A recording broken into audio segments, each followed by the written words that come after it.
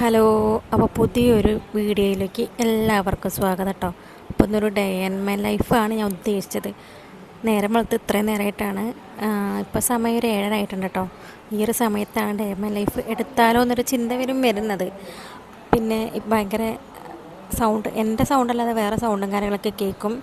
ഇപ്പം ഞാൻ ഹോസ്പിറ്റലിലാണ്, അതുകൊണ്ട് അഡ്മിറ്റാണ് കേട്ടോ. അമ്മ അഡ്മിറ്റാണ്. അപ്പോൾ അതിൻ്റെ കുറച്ച് ഡിസ്റ്റർബൻസും കാര്യങ്ങളൊക്കെ ഉണ്ടാവും ഈ ഒരു വോയിസ് റെക്കോർഡിൽ.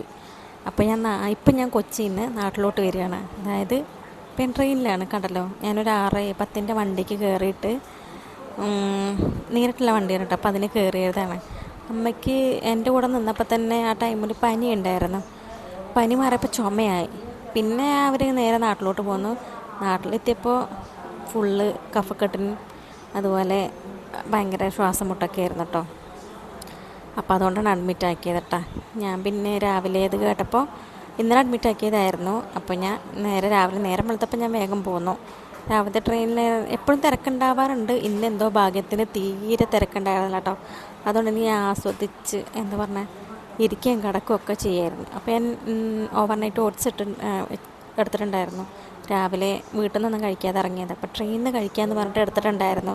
അപ്പോൾ അത് ഞാൻ സമാധാനത്തോടെ കഴിച്ചുകൊണ്ടിരിക്കുകയാണ്. കാരണം ആരും ഇല്ലെങ്കിൽ തന്നെ നമുക്ക് കഴിക്കാനും കിടക്കാനൊക്കെ ഭയങ്കര എനിക്കിഷ്ടമാണ്. അങ്ങനെ അധികം തിരക്കില്ലാതെ പോകണം കേട്ടോ.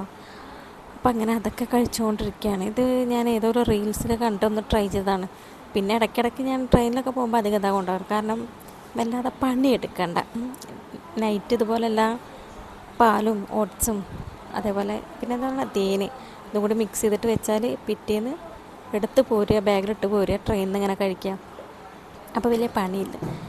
അങ്ങനെ കുറേ സമയം ഇരുന്ന ശേഷം ഒരു 9:30 ആയപ്പോൾ നമ്മൾ ഇവിടെ ഷൊർണൂർ എത്തിയിട്ടുണ്ടായിരുന്നു. അവിടെ ഒരു എത്ര മണിക്കൂർ, 1 മണിക്കൂറത്തോളം നമ്മൾ വണ്ടി നിർത്തിയിടും. എൻ്റെ അടുത്തൊരു ഹിന്ദിക്കാരൻ, ഒരു തമിഴ്, അപ്പുറത്തൊരു ഇംഗ്ലീഷുകാരനും ഉണ്ടായിരുന്നു. അങ്ങനെ എല്ലാ കാര്യവും ഷൊർണൂർ ഇറങ്ങി. പിന്നെ ഞാൻ ഒറ്റയ്ക്കായിട്ടോ. അപ്പോൾ നമ്മൾ ഷൊർണൂരിൽ നിന്ന് പോയിക്കൊണ്ടിരിക്കുകയാണ്. കുറച്ച് ലോങ്ങാണ് കേട്ടോ. അതുകൊണ്ട് തന്നെ ഇരുന്ന് നമ്മുടെ ഊരേ മുതുകൊക്കെ പോവും. എനിക്ക് അങ്ങനെയാണ്. പിന്നെ കുറേ നേരം മടുപ്പ് പിടിച്ചപ്പോൾ ഒരു ബുക്ക് വായിച്ച് തീർക്കാണ്ടായിരുന്നു.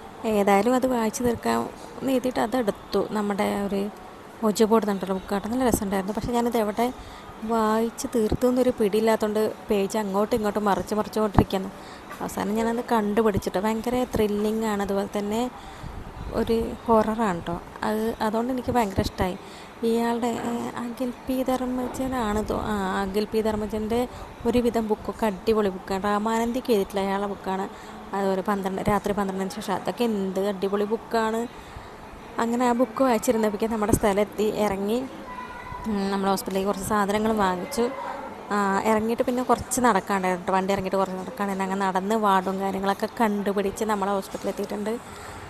അപ്പോൾ ഇതാണ് സ്ത്രീകളുടെ വാർഡിലാണ് അമ്മ അഡ്മിറ്റ് ആയിട്ടുള്ളത് കേട്ടോ. കൂടെ കുട്ടി ഉണ്ടായിരുന്നു. ഞാൻ ചെന്നിട്ട് നമുക്ക് കുറച്ച് ടെസ്റ്റും കാര്യങ്ങളൊക്കെ ഉണ്ടായിരുന്നു. കാരണം നമുക്ക് ഇൻഷുറൻസ് ശരിയായിട്ടില്ല, അതിൻ്റെ കുറച്ച് പ്രശ്നങ്ങളുണ്ടായിരുന്നു. അപ്പോൾ ശരിയാക്കാൻ വേണ്ടി കുറേ നടന്നു ഞാൻ. പക്ഷേ ശരിയായില്ല കേട്ടോ, അത് വേറെ കാര്യം. അപ്പോൾ എല്ലാം ഇനി പൈസ കൊടുത്തിട്ട് വേണം. നമ്മൾ ഗവൺമെൻറ്റിലാണ് അഡ്മിറ്റ് ആയിട്ടുള്ളത്. പക്ഷേ ഇൻഷുറൻസ് ശരിയാവാത്തതുകൊണ്ട് നമ്മളെല്ലാം പൈസ കൊടുത്തിട്ടാണ് ചെയ്യണം കേട്ടോ. എല്ലാ ടെസ്റ്റും മരുന്നും ഈ വിട്ടിരിക്കുന്നതിൻ്റെ പ്ലാസ്റ്ററില്ല, അതുവരെ നമ്മൾ പുറത്തുനിന്നാണ് വാങ്ങിക്കേണ്ടത്. ആവി പിടിക്കാനുള്ള മരുന്നും എല്ലാം. എന്നാലും കുഴപ്പമില്ല, നമുക്ക് എങ്ങനെയും മാറി കിട്ടിയാൽ മതിയല്ലോ. അപ്പോൾ നമുക്ക് ബ്ലഡും യൂറിനും അതുപോലെ എക്സ്റേയും ഒക്കെ ഉണ്ടായിരുന്നു കേട്ടോ. ഞാൻ ചെന്ന് ഒന്നിരുന്നിട്ടേ ഉള്ളൂ, അപ്പോഴേക്കും ഇതിനെല്ലാം കയറ്റി.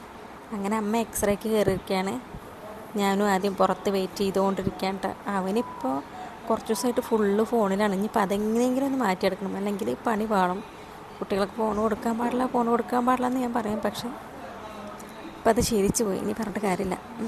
പിന്നെ ഞങ്ങൾ അതൊക്കെ കഴിഞ്ഞ് വന്ന് ഉച്ചയ്ക്കുള്ള ഫുഡൊക്കെ കഴിച്ച് കുറച്ച് നേരം കിടന്നുറങ്ങി. കാരണം പിന്നെ വേറെ ഇഞ്ചക്ഷനോ കാര്യങ്ങളൊന്നും ഇല്ല. എനിക്കാണെങ്കിൽ ഒടുക്കത്തെ യാത്രാ ക്ഷീണം, തലവേദനയും. അപ്പം ഞാൻ കുറച്ച് നേരം കിടന്നു, അമ്മയും കുറച്ച് നേരം കിടന്നു കേട്ടോ. പിന്നെ അപ്പോഴേക്കും രാത്രി ഞാൻ പിന്നെ പുറത്ത് പോയി ചപ്പാത്തിയും ചിക്കൻ കറിയൊക്കെ വാങ്ങിച്ചു കൊടുന്നു. ഞങ്ങളത് കഴിച്ചു. അമ്മ മരുന്നും കുടിച്ചു. ഞങ്ങളങ്ങനെ സെറ്റായി. അത് കഴിഞ്ഞിട്ട് ഞങ്ങൾ കിടന്നു കേട്ടോ. കിടക്കണത് നോക്കി അമ്മൻ്റെ കാലിൻ്റെ ഭാഗത്ത് എൻ്റെ തല, എൻ്റെ കാലിൻ്റെ ഭാഗത്ത് അമ്മൻ്റെ തല. അങ്ങനെ ഇട്ടാണ് കിടന്നത്. എന്നാലേ ഈ കട്ടിൽ നമുക്ക് കിടക്കാൻ പറ്റത്തുള്ളൂ, അത്ര വീതിയല്ലേ ഉള്ളൂ. അതേ കണ്ട. അങ്ങനെ ഞങ്ങൾ കിടന്നു. പക്ഷേ അമ്മ ഉറങ്ങിക്കഴിഞ്ഞ് ചിലപ്പോൾ ഞാൻ നിലത്തോട്ട് കിടക്കും. കാരണം കയ്യെങ്ങാനും അറിയാതെ തട്ടിയാൽ പ്രശ്നമാവും. അപ്പോൾ ഇതാണ് ഒരു ഹോസ്പിറ്റൽ ഡേ എന്ന് പറയുന്നത്. ഇനിയിപ്പോൾ കുറച്ച് ദിവസം ഇങ്ങനെ തന്നെ ആയിരിക്കും ഈ ഡിസ്ചാർജ് ആവണ വരെ. അപ്പോൾ എല്ലാവർക്കും ഗുഡ് നൈറ്റ്. അപ്പോൾ അത്രയുള്ള വീഡിയോ.